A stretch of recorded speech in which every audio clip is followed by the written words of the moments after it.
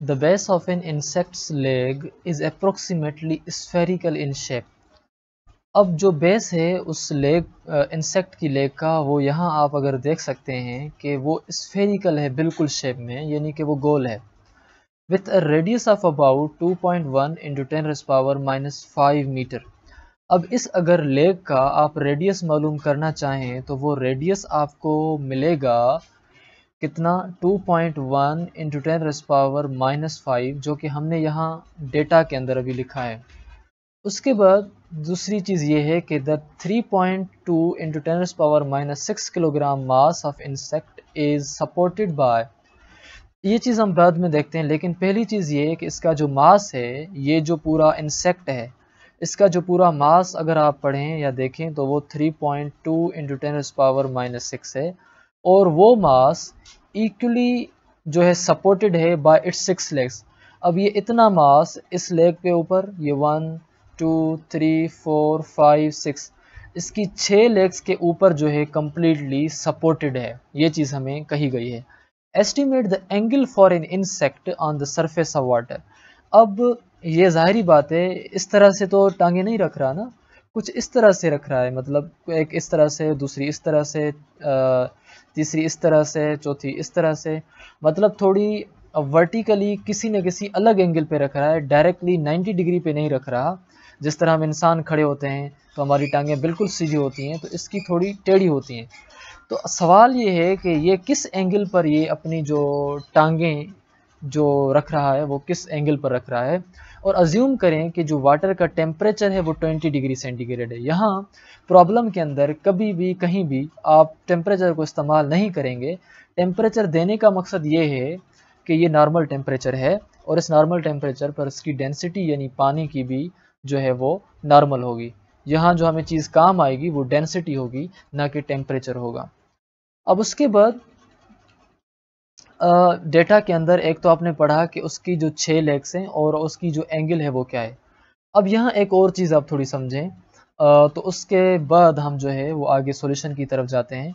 यहाँ आपके पास ये एक इंसेक्ट है, अगर आप इंसेक्ट को देखें तो इंसेक्ट की दो किस्म की फोर्सेस हैं।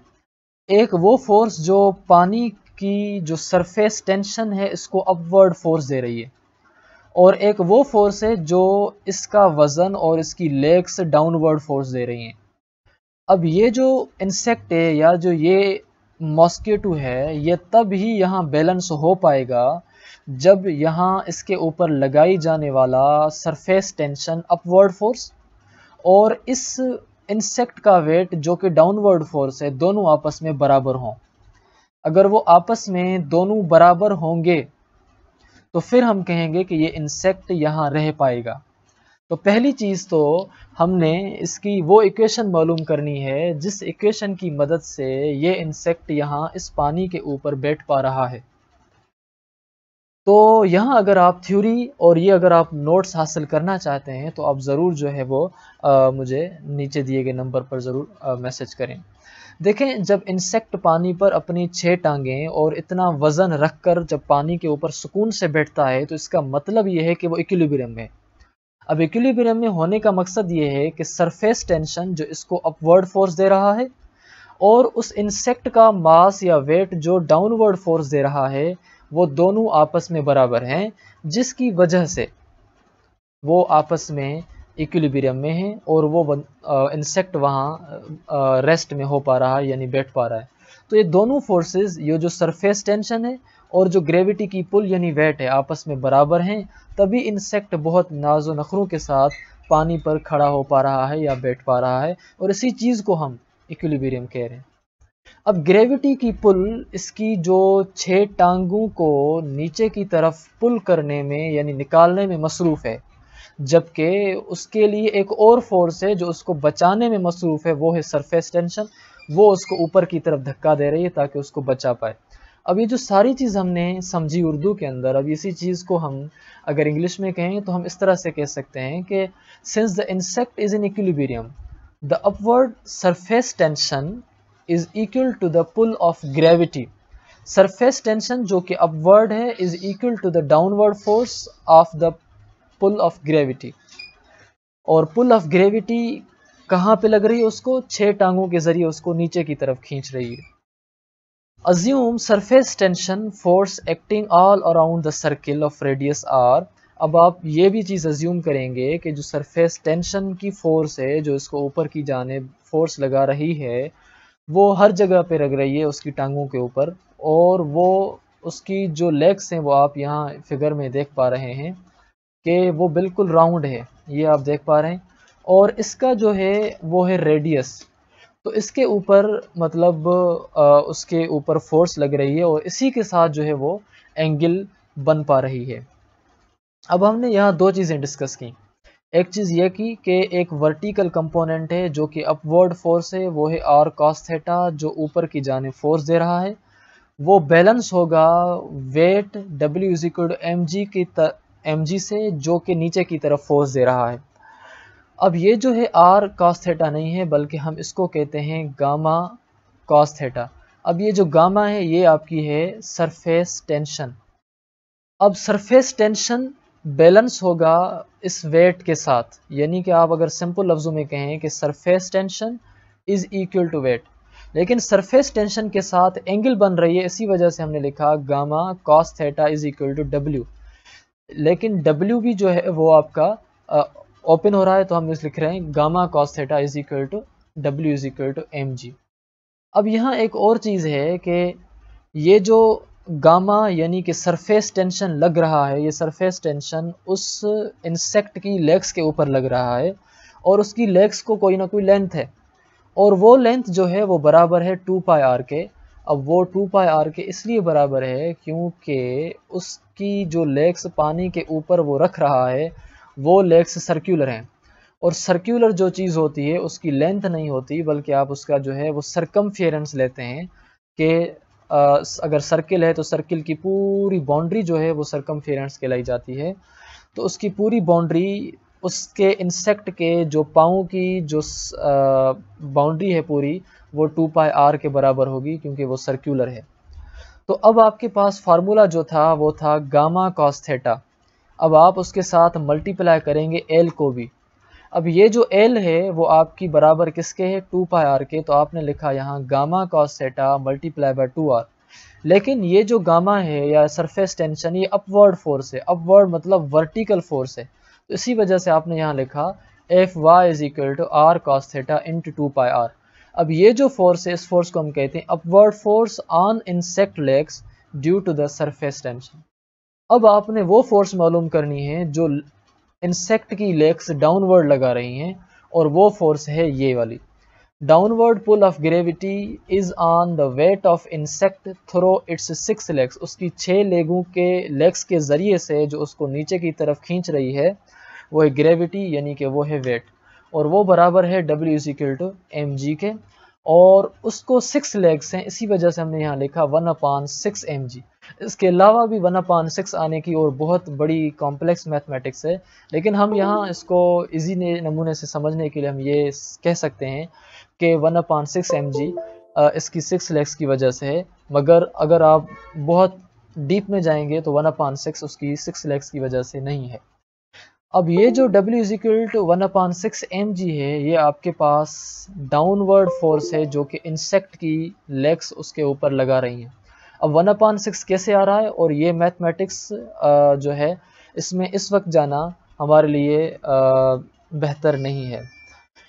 अब आपने दो फोर्सेस मालूम कर ली, एक ये वो फोर्स है बी वाली जो नीचे की तरफ या डाउनवर्ड फोर्स एक्ट कर रही है, और ये ए वो फोर्स है जो ऊपर की तरफ सरफेस टेंशन लगा रहा है। तो इसी वजह से आप कह रहे हैं कि एफ वाई यानी कि अपवर्ड फोर्स बराबर है डब्ल्यू के, जो कि एम जी के बराबर है।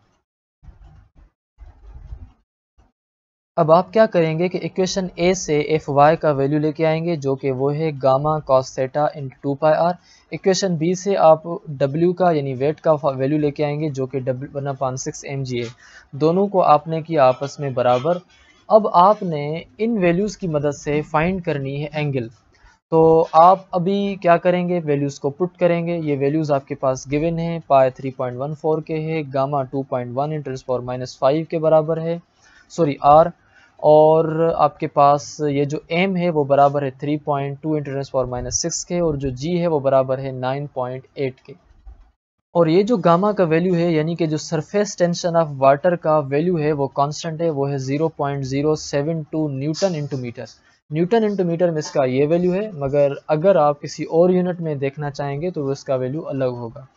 अब आप इन सारे वैल्यूज़ को ऊपर वाले फार्मूले के अंदर पुट करेंगे जो कि आपके पास गिवन है। यहाँ आपने गामा की जगह यानी कि सरफेस टेंशन की जगह आपने वैल्यू पुट किया 0.072, कॉस थीटा की जगह आपने यहाँ कॉस थीटा को सेम लिखा, 2 की जगह आपने यहाँ 2 जो है वो सेम लिखा, पाई की जगह आपने यहाँ लिखा है 3.14, आर की जगह आपने यहाँ लिखा है 2.1 × 10⁻⁵, बराबर की जगह आपने दिया यहाँ बराबर, 1/6 की जगह आपने यहाँ दिया 1/6, एम की जगह आपने उसका मास लिखा जो कि 3.2 × 10⁻⁶ है, ग्रेविटी की जगह आपने ग्रेविटी का वैल्यू लिखा जो कि 9.8 है। अब आपके पास सारी चीज़ें आसान हो गई हैं। ये जो कॉस थीटा है आप इसको पहले आप जो भी नंबर्स हैं उन सबको इकट्ठे रखें, 0.72, उसके बाद ये 2, ये 3.14, ये 2.1 × 10⁻⁵, इंटू में ये जो कॉस थीटा है आपने लिखा यहाँ लास्ट में। सेम इधर अभी आप ऐसे करें, 1/6 को पॉइंट्स में करेंगे तो 0.166 है, 3.12 को मल्टीप्लाई किया आपने 9.8 के साथ, इंटू में 10⁻⁶ आप लास्ट में ले गए। अब आप क्या करेंगे कि ये जो सारे वैल्यूज़ हैं इन सब को करें मल्टीप्लाई सवाए एक्सपोनेंट के, तो इन सब का जो वैल्यू है आपके पास वो आया है ये वाला, एक्सपोनेंट में आपके पास ये है, इंटू में कॉस थीटा आपके पास ये है। अगर आप इन तीनों वैल्यूज़ को करेंगे आपस में मल्टीप्लाई तो आपको जो वैल्यू मिलेगा वो है 5.205 इंटू में 10⁻⁶ जो है आपने लिखा यहाँ। अब आपको जो चीज़ मालूम करनी है वो मालूम करनी है एंगल, इसी वजह से आप कॉस थीटा को यहाँ ही रखेंगे। ये पूरा वैल्यू मल्टीप्लाई में है इस साइड, तो जब बराबर के दूसरी साइड जाएगा तो हो जाएगा डिवाइड का, जैसे यहाँ आके वो किसका हो गया है जी, डिवाइड का। लेकिन ये जो पावर -5 का है या पावर जब बराबर की दूसरी साइड जाता है तो पावर की साइन चेंज नहीं होती, तो आपने उसका सेम -5 ही लिखा। अब आप क्या करेंगे कि ये जो पावर के अलावा वाले वैल्यूज़ हैं इनको आप सेपरेट से लिखें, ये जो एक्सपोनेंट वाले वैल्यूज़ हैं आप इनको सेपरेट से लिखें। पहले आप इन पावर वाले वैल्यूज़ को डिवाइड करेंगे तो आपको वैल्यू आएगा 5.484, और ये जो -5 है जब ये ऊपर जाएगा तो ये हो जाएगा +5 का, यहाँ प्लस हो सकता है। तो इस हिसाब से -6 + 5 जब आपने किया तो आपको वैल्यू मिला -1, और ये 5.484 आपको यहाँ मिला सेम।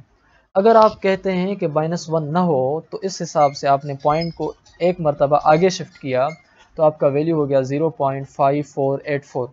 अब आपने जो वैल्यू लेना है वो कॉस थीटा का नहीं लेना, आपने वैल्यू लेना है थीटा का। तो इसी वजह से ये जो कॉस है जहाँ मल्टीप्लाई में है जब दूसरी साइड जाएगा तो हो जाएगा इन्वर्स का, तो ये हो जाएगा माइनस का, तो कॉस इन्वर्स इंटू 0.5484। और आप कैलकुलेटर के अंदर जब कॉस इन्वर्स का वैल्यू लेंगे तो आपका ये वैल्यू मिलेगा theta is equal to 56 degree. तो ये डिग्री है, ये एंगल है जिसकी ज़रिए से सरफेस टेंशन इस एंगल से वो उसकी लेग के ऊपर, इंसेक्ट की लेग के ऊपर फोर्स लगा रहा है, या उस एंगल में सरफेस टेंशन इसके ऊपर लग रहा है। यही इसका आंसर है। अगर आपको ये आंसर सही नमूने से यहाँ मिला है तो ज़रूर आप यहाँ कमेंट भी करें, सब्सक्राइब भी करें, लाइक भी करें और दूसरे दोस्तों के साथ भी ज़रूर शेयर करें। और थैंक यू।